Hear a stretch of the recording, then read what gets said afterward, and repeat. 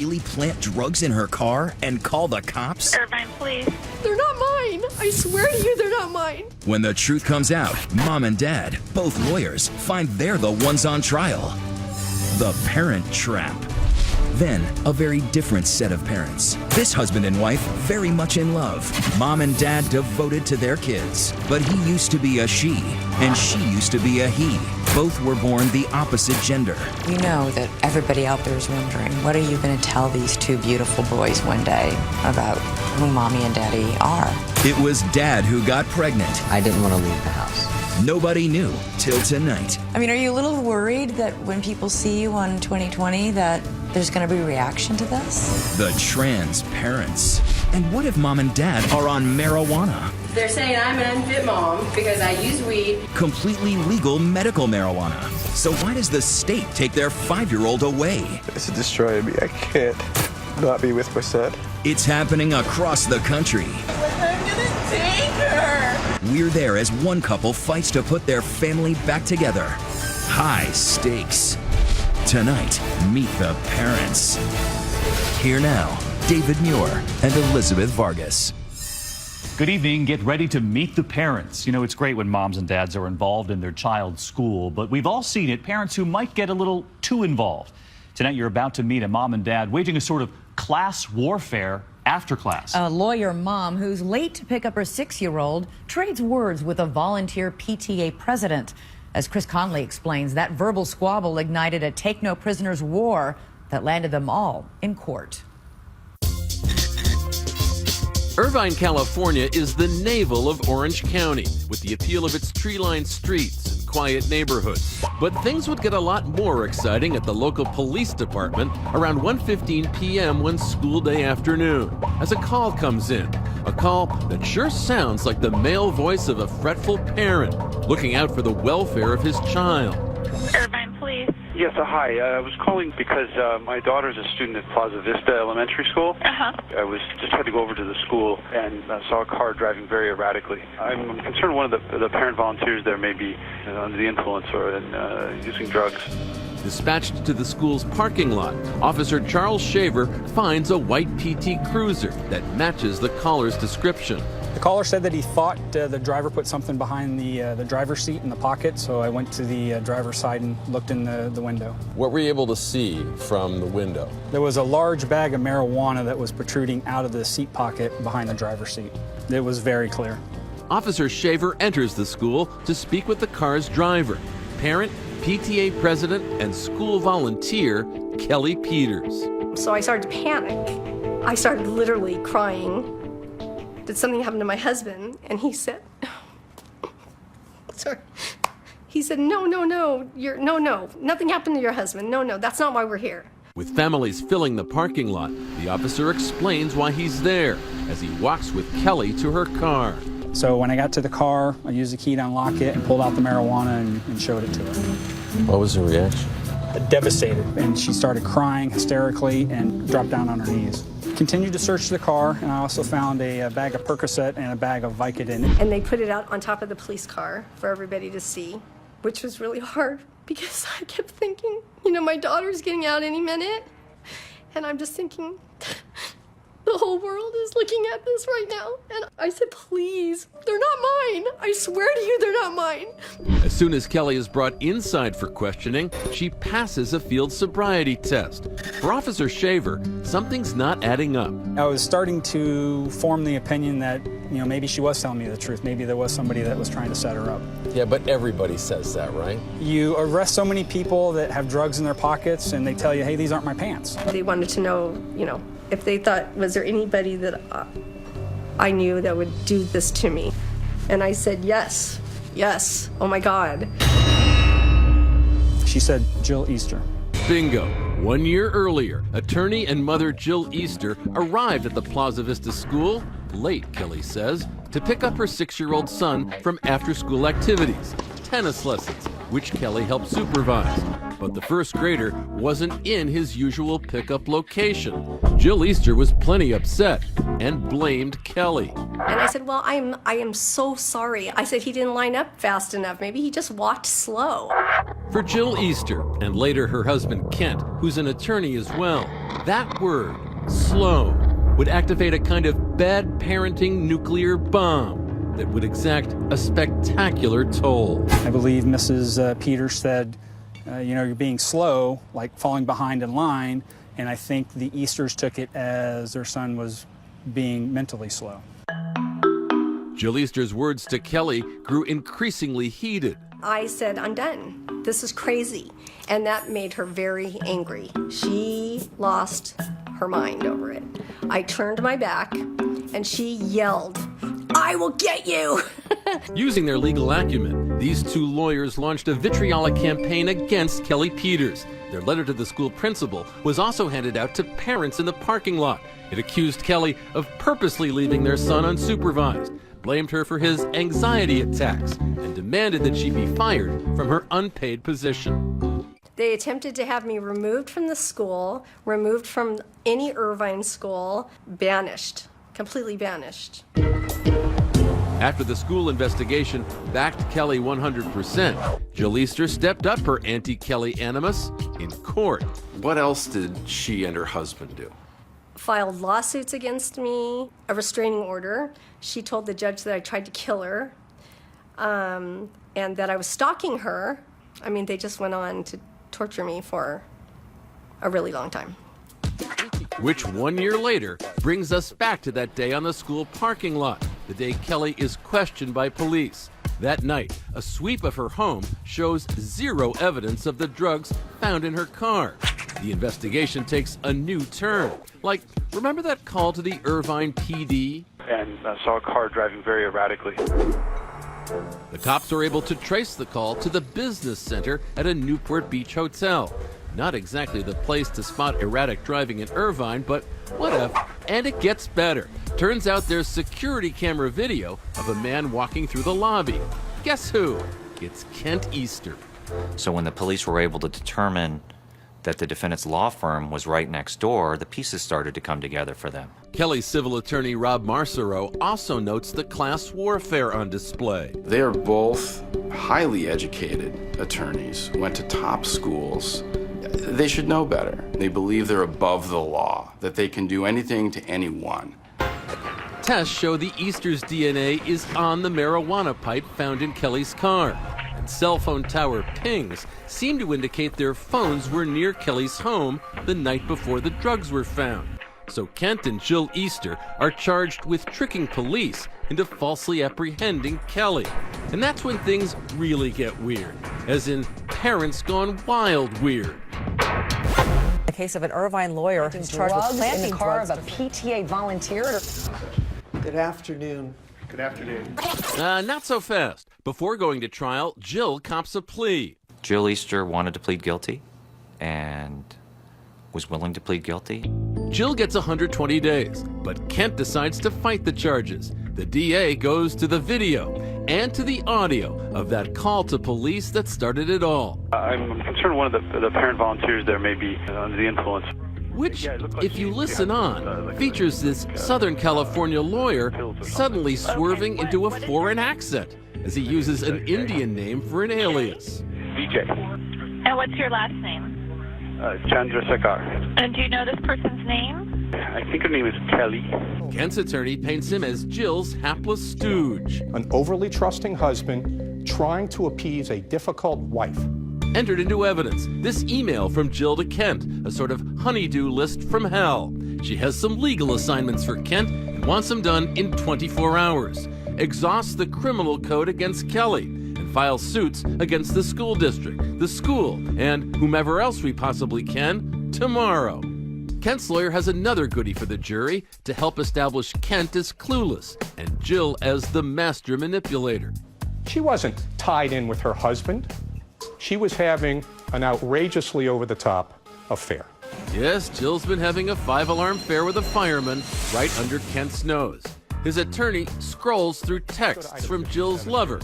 Poetry like, I want to squeeze your booty, and will you be my sex slave? On Jill Easter's phone were some of the most graphic sexting messages that I've ever seen. But to me, it had no relevance to the trial. Yet despite the defense airing all her dirty laundry, near the trial's end, there stands Jill herself, dressed to kill, to take the witness stand in her husband's defense. But wait a second, there's a last-minute problem. Jill is complaining that she's now deaf. As in, can't hear the judge. As in, it's gonna be real hard to testify. The jury needs less than an afternoon. Guilty. Kent Easter is sentenced to 180 days in jail. Kind-hearted Kelly is left to wonder just how she wound up as the most unlikely bee in the Easter's bonnet. I asked myself that every single day. What did I do wrong? What did I do to deserve this? Is there an answer to that question? I've never intentionally ever hurt anybody. There's just no reason that someone should do this to another person, ever. Next. Yes, they smoke pot, they sell it and grow it. Perfectly legal in their state. And our kids are super safe and super healthy. So why has the state taken their 5-year-old away? When Meet the Parents continues. Welcome back tonight. Medical marijuana about to be legal in 23 states now. Recreational use is already okay in Colorado and Washington.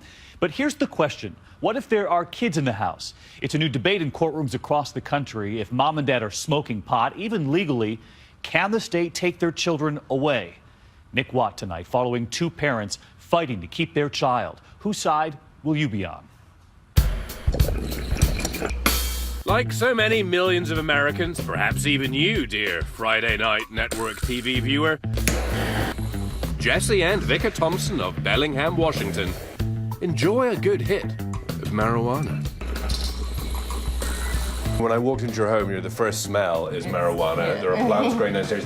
Jesse, a cancer survivor, takes it for pain. Vicar, for arthritis and a nervous condition. Doctor prescribed, totally legal up here in the Evergreen State. Even recreational uses now okay. Do you use it every day? Pretty much every day, yeah.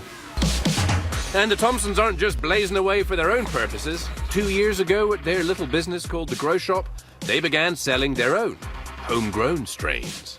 This one's Grape Ape. It's another strain that's new to us. As well as those trendy edibles. Marijuana-laced gummy treats, chocolate bars. Then I found cannabis, and it saved my life. The kind herb grows right there by the front door. So pretty. And cannabis isn't the only thing growing in the Thompson house. There's also their 5-year-old Jerry and 13-year-old Sahani, Vicar's son from a previous marriage. Sahani's father asked us to obscure his face. What are you making?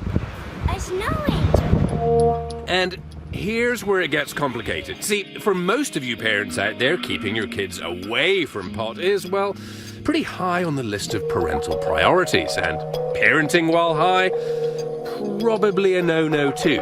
But the Thompsons don't just say no. They're too busy saying, yeah. Not all medical marijuana gets you high, but a lot of it does. Psychoactive, as they say. And are you still capable of being a responsible parent? Oh, yeah. When you're a little bit high? Oh, yeah. Definitely. Really? Yeah. How? It's just like being normal. But you're high. That just means that I have an elevated mood. It doesn't mean that I'm incapacitated or that I can't think straight. I'm on pot right now and I'm able to parent. But first we're gonna be the queen. Listen, plenty people parent after a couple of beers, and that's not prescribed by a doctor. But there is an apparent gap between the enforcement of child protection laws and marijuana statutes, and that gap has led to gut-wrenching scenes around the country, like this one in Michigan. Take her! You're stealing the baby. Sir, they have a court apprehension order signed by a judge to take the child. In many, multiplying cases, Child Protective Services are taking kids away, at least temporarily, from legal, legit users of medical marijuana. Watch this. Shot in California. I want you to understand that your baby doesn't need to be subjected to marijuana. And what makes you think he is? Because your house really smells bad of marijuana. That mother in this CNN video has a license. She's broken no law, but her child is taken. Attorney Jennifer Annie was able to get the child returned home. This is really happening. Correct. Common? Very. This one's developing quick. The Thompsons never imagined running afoul of the law since medical marijuana has been legal in Washington for well over a decade. But in November, they say a workplace dispute at the grow shop blossomed into a big-time buzzkill. We had an employee, Michelle, we let her go. About a month later, she decided to retaliate by calling CPS. And what did she tell them? She told them that we not only are feeding our children marijuana all the time, but that they have access to it in our home and in our business. Is that true? No, that is not true. Not at all. Now, giving pot to minors without a licensed physician's approval is verboten. So authorities have reason to ask questions. Within days of that call, they interview Sahani at school. The CPS spoke to your other son, who claimed that you had fed him A gooball. a gooball, which is what? Oh, just the medicated, like, peanut butter raisin ball. Medicated, just to be clear, with psychoactive marijuana. That gets you high. And did you? Yes. Yes, I did. Without a doctor's approval. He gets aggressive and is too mean sometimes. Okay. And just needs to, like, I don't know, like, look inside and relax. And After that, the city quickly shuts down the grow shop. Came to work one day and CPS and the police showed up with a stop work order saying that my gardening store is unfit to occupy, unsafe, and I'm not allowed to do business. Losing the business is one thing. The Thompsons are also in danger of losing little Jerry. Now it's battle stations. CPS requests a meeting. Social workers want to address the accusations face to face with the family. But the Thompsons are suspicious. They bring along a posse. Friends, family, and several pro-pot activists from the region. No mother, no true mother, but still someone else's child. They're carrying signs, they're carrying cameras. It's on video when social workers emerge from the building and Jesse tells them he doesn't want to have the meeting unless every word is recorded. You can record. You can't record. Then we can wait for an attorney. Okay, but is your attorney? Not today. Oh no, we can reschedule. The upshot of that encounter? Thank you all for coming out. Disaster. So they had a meeting without you Yeah. and decided what? They decided to take Jerry at that point. Now the Thompsons are terrified that something like this was about to go down. No, you're pointing a gun at me? Are you kidding me? Raleigh, North Carolina, just last year. There is a child in this house. Do not point guns. CPS comes to this home with a SWAT team to remove a little girl. The order says right here that the mother can be with the daughter. She is deemed to be in danger in part because the dad is a recreational pot smoker. To avoid any traumatic confrontations, the Thompsons choose to deliver Jerry to CPS themselves. This time, they left the cameras at home. What is the feeling? How do you deal with it? I felt like my heart might stop, like tightness in my chest and I couldn't breathe, and just like the world was ending and I couldn't think straight. Just the worst possible moment of my life ever.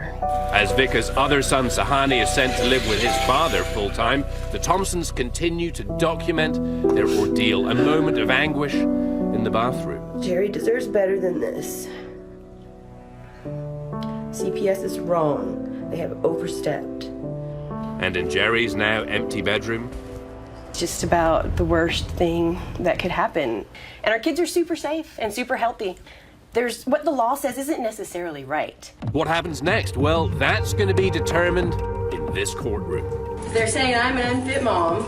He's unsafe because I used weed. They made up a bunch of garbage about things that they don't know. Who's right? What does the law say? And where's Jerry sleeping tonight? There's the house where Jerry is. I can't not be with my son. The judge's verdict when we come back.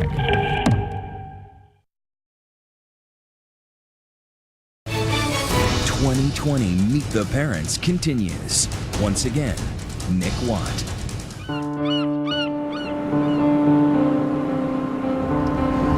There's the house where Jerry is.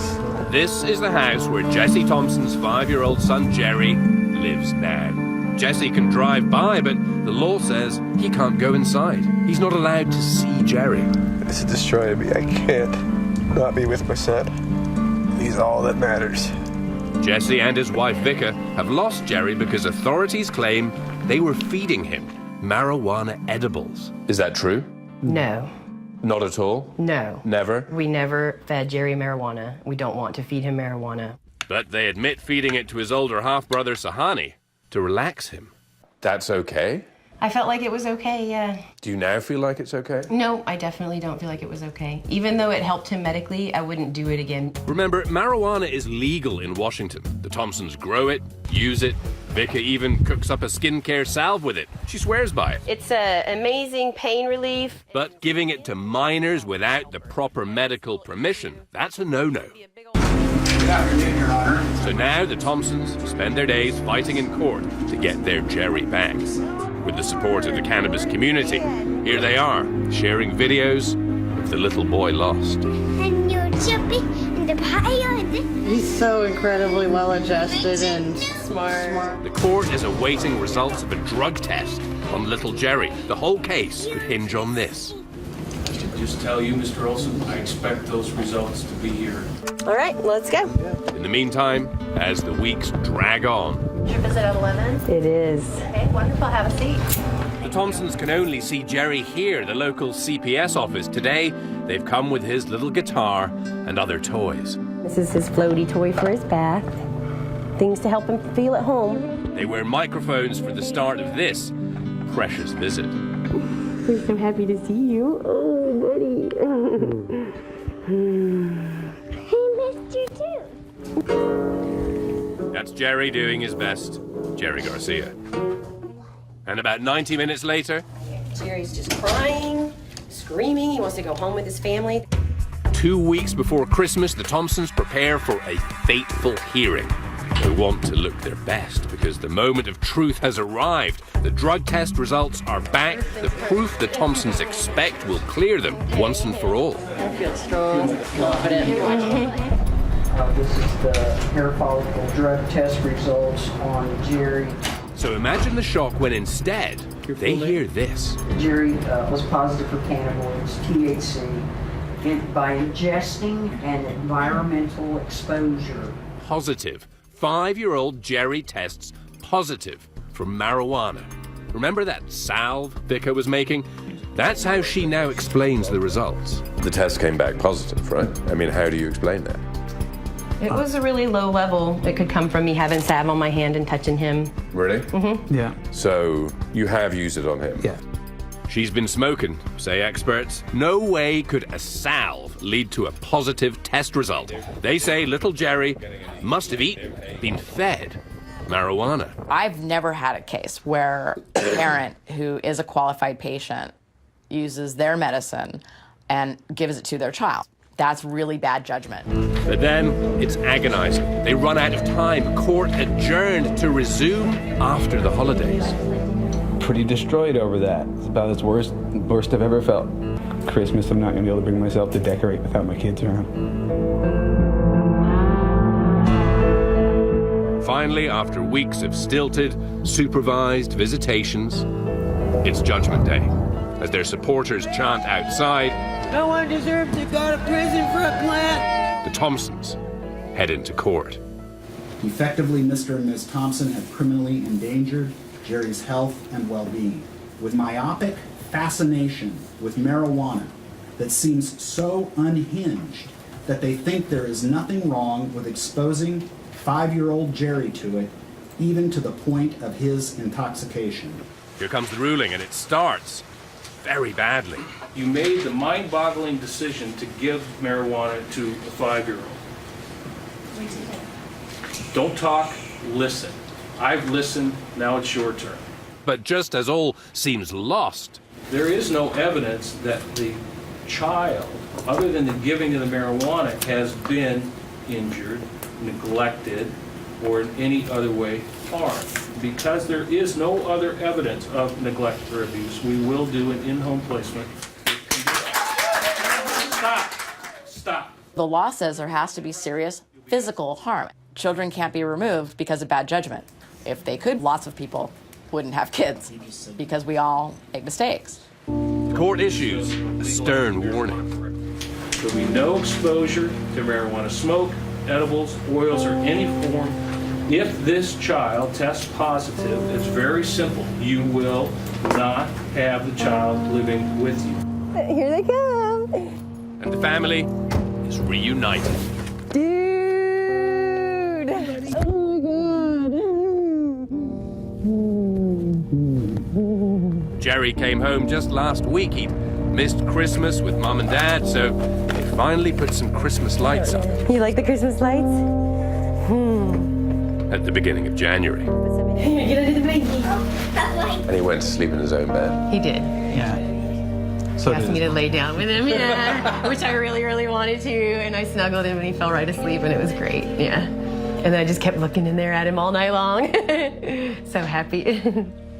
But what about those plants still growing at home? So, you're going to do things differently now? Absolutely, yeah. We're going to hide the marijuana. Yeah, and I definitely feel like I shouldn't give it to children. Because, well, only because it's illegal. But if the doctor was looking over me telling me that it was okay, then I would think, yeah, it's totally safe, especially to put salve on a cut or a rash. So if you were given medical advice, you should give your child marijuana, I would you would feel do it? very safe about that, yeah. Would you? So we want to know what you think tonight. Does smoking pot legally mean you can't do a good job as a parent? We're live tweeting throughout tonight's program. Let us know. Use the hashtag ABC2020. And join the conversation on our Facebook page as well. We'll be back with more parents, two parents who are about to reveal their family secret to the entire nation. Next, a new kind of modern family leading a life they never imagined. Every child loves to hear the story of how they were born. And Kai and Pax have a big twist to their story. They do. Mom used to be a man, and Dad used to be a woman. They are trans parents. When Meet the Parents continues. When you're a child, your mom and dad are the entire universe, and that universe is expanding. Just this week, the lead actor in Transparent, who plays a transgender father, won a Golden Globe. And two little boys in Kentucky are part of this expanding world. Their transgender parents have endured more than most to find each other and to bring them into the world. A mom and dad who haven't told their neighbors they weren't born this way, haven't told them, that is, until tonight. On the surface, the Bowsers may look like an ordinary family. Do we have tomatoes? There's mom, Bianca, age 32, dad, Nick, he's 27.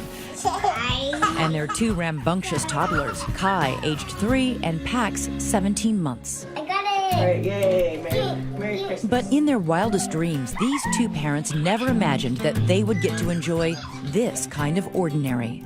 Because behind her long black hair and feminine figure, Bianca was born a boy named Jason. And despite his cropped hair and the whisper of a mustache, Nick was born a girl named Nicole. We fit the basic definition of what a transgender person is, so... Let me just show you a trick, though, okay? Our children do not see us as transgender people. We are mommy and daddy. Don't go, Mommy and Daddy. We'll be right back. A mommy and a daddy with a twist. Both were born in Georgia and have followed remarkably mirrored paths. How old were each of you when you first realized something's not right? I don't think this is matching up. I guess it was about 5 years old. I remember sneaking into Mom's closet when she was off at work and putting on a pair of heels. I've always felt more liberated during those moments. I always thought, I want to be a boy. I looked at boys, I saw, guys with their shirts off, and I was like, that's what I want to look like. As teenagers, feeling trapped in their bodies, they faced cruel taunts. Name calling and being picked on, bullying. What kinds of names? Queer, fag, the general things. Cruel names, yes. My mannerisms were more effeminate and I just did not fit the mold. Nick says he didn't have it any easier. He left home at 17. Was your family supportive? No, they were not, no. Wow, so both of you experienced a lot of rejection around trying to figure out who you were as people. Right. I don't think anybody can understand what it's like to be us. Unless you're transgender, you Unless won't. you're transgender, you won't. No. 20 is when I came to terms with being transgender, starting to live my life as a woman, applying the makeup, wearing women's clothing. And is that when you first truly feel like you found happiness? That is where a heavy weight on my shoulders was lifted, yes. But even after struggling for so long to find their true identities, they still never believed they'd find anyone else. Did you ever feel like no one's gonna ever want to be with me because of who I am? Yes. So neither of you ever expected to find a soulmate, a life mate? No. No, not at all. Each was taking hormones and considering expensive surgeries to transform their bodies into the genders they so deeply believed they were born to be. I had planned on gender reassignment surgery, and I was starting to save up my money for it. I had already made my plan, and then I met Nick. Bianca, a performer at a local club, was getting ready for her act when one night Nick walked in. He caught my eye, and our bartender friend, I asked her if she knew who he was, and she said yeah. And I said, well, just let him know I think he's cute. And Bianca walked up to me and said who she was. How quickly did the two of you fall in love? It was pretty instant for me. They dated for a year. And marriage, a small ceremony in Georgia. The first dance, and a first step to their life together. One in which their most intimate moments require literally reverting to the sexual identities with which they were born, but now reject. People want to know how we have sex. I'm like, well, how do you have sex? The same way you have sex. Same way. Right. It works all the same way. In essence, when you are having sex, you're having sex with a man. I don't view Bianca as a man, regardless of what she might have. For me, in my head, that's not what I see. It's not how I feel. They began to consider what every married couple does, having kids. Putting aside any plans for gender surgery, they decided instead to spend their savings on raising a family. So Nick, who had spent 7 years becoming a man, agreed to undergo yet another physical transformation, becoming a mother. It was an absolutely horrible experience. Really? The almost 20 months total of my life was probably the darkest time in my entire life. You know, my brain was telling me that I was one person, my body looks like a completely different person. It was a daily struggle between mind and body. You were afraid to walk outside because people would see a pregnant I man. I didn't want to leave the house. Nick delivered both boys by cesarean section. They moved to this quiet neighborhood in Louisville, Kentucky. And as we followed this modern family to the toy store, Shark? Yeah. and to the aquarium, Hi there. No, we're gonna leave that alone, okay? we wondered what happens when these lively toddlers grow older and start asking questions. What are you going to tell these two beautiful boys one day about who mommy and daddy are? I don't know when or how, or... Gradually and in ways that they can understand. I mean, eventually the questions will come about. Schools calling us and saying, your child said that his mommy has a penis and things like that. Better have an answer ready for that one. Right. Every child loves to hear the story of how they were born. And Kai and Pax have a big twist to their story. They do. They came out of daddy's body. Right. We're telling them the truth, and I think that's the most important thing, and in a way that they can understand. I'll push. Okay, you push. Nick and Bianca have a lot of faith and hope that their children will understand and that their neighbors and school friends will see this family and them as human beings, nothing more and nothing less. I would like to think that society as a whole, by the time Kai is in 3rd and 4th grade, will have changed. I mean, it's changed from 15 years ago. Why shouldn't it change in the next 3 to 4 years? Hell, thank you. Thank you so much. How many people here know that while you look like a man and a woman, underneath right now you are still a man and a woman? Currently, the people that we work with after this airs, I don't know. I was going to say, with the caveat, this is about to be on national television. I mean, are you a little worried that when people see you on 2020 that there's going to be reaction to this? No. Not concerned. People will have opinions. All right, come this way. Good job. Basically, what you want America to know is that you are... No different than anybody else. Well, Well, yes. we're different, but, you know, we do the same things everybody else does. You want to try that? We're the same type of family everybody else is. Next, the suburban home and the teenage party. Yes, mom and dad are there, but so is a lot of alcohol. They started breathalyzing any kids that were trying to leave. If kids sneak booze in, are mom and dad to blame? The first thing that I remember was a policeman saying that my dad was going to jail. When Meet the Parents continues.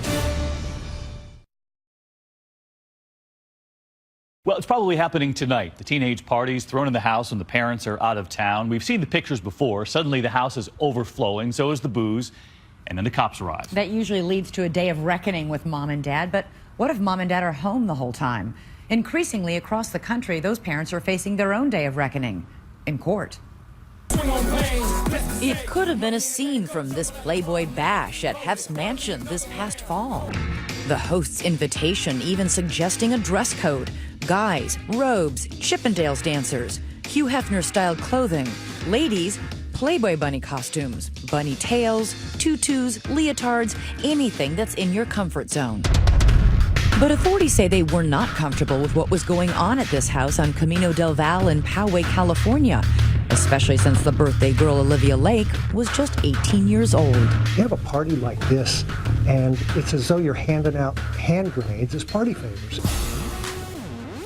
Our affiliate found these photos on Instagram that are now marked private. That's Olivia, the toast of the party, with a pipe in her mouth. Police say when they arrived at the Lake's home Friday night, 200 partygoers, most of them underage, were inside the house. And so was Olivia's dad, attorney Jeff Lake, who posed for this picture with his daughter. Once they determined that there was a sizable amount of underage drinking going on inside the house, they took Mr. Lake into custody. That's right, dad, not daughter, was hauled away. Police say for violating the city's social host ordinance. No comment about the party at your house this weekend? No. But in a written statement, Lake tells 2020 his intentions were to provide my daughter a fun and safe 18th birthday in the privacy of our own home, and it was to be drug and alcohol free. Lake says his daughter's rules were clear. My parents will be home, so please behave yourselves. And she clearly told her guests it's a clean party and to keep the party safe. Olivia's father says uninvited troublemakers on a public street resulted in exactly the opposite. And he's not the only parent to go through this experience. Barry and Paula Spencer's 18-year-old son Nick's party started out as a day of celebration. What were the ground rules? Nothing illegal. Those would prove to be famous last words. We started having people show up who I didn't recognize and kind of got a little out of control. A rager that within hours ballooned to about 100 rowdy kids, openly drinking in the backyard when police descend to break it up. It was just mayhem. The first thing that I remember was a policeman saying that my dad was going to jail. The Spencers claim they were actually confiscating any alcohol they found. District